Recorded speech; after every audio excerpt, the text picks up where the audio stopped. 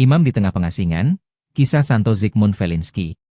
Di tanah Polandia yang bergolak, lahir seorang anak bernama Zygmunt Felinski, putra Gerard dan Eva, anak ketiga dari 6 bersaudara. Ia tumbuh dalam keluarga yang mencintai tanah air dan keadilan. Namun sejak kecil, hidupnya sudah diwarnai kehilangan. 2 saudara kandungnya meninggal muda, dan ayahnya wafat saat Zygmunt baru berusia 11 tahun. Tak lama kemudian, ibunya ditangkap dan diasingkan ke Siberia karena perjuangannya membela kaum petani miskin. Zygmunt tidak tenggelam dalam duka. Ia menyalakan semangatnya lewat ilmu.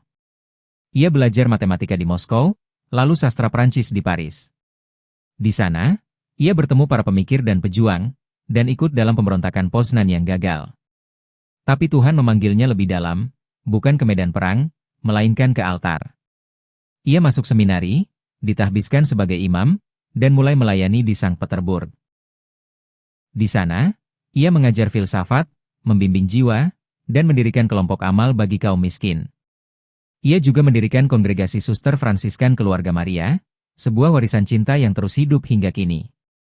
Tahun 1862, ia diangkat menjadi Uskup Agung Warsawa. Kota itu sedang dikepung oleh Rusia, gereja-gereja ditutup, umat ketakutan. Tapi Zygmunt datang bukan dengan senjata, melainkan dengan keberanian rohani.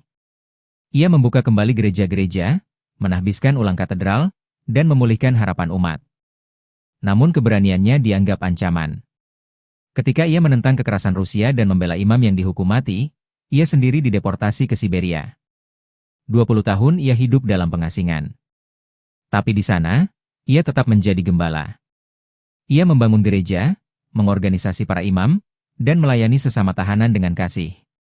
Akhirnya, setelah negosiasi panjang, ia dibebaskan. Tapi ia tidak kembali ke panggung besar. Ia memilih hidup sederhana di Galizia, melayani petani, membangun sekolah, dan menulis karya-karya rohani yang mendalam.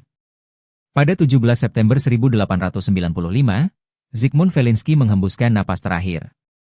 Ia telah memberikan segalanya, ilmu, doa, dan hidupnya, untuk Tuhan dan bangsanya.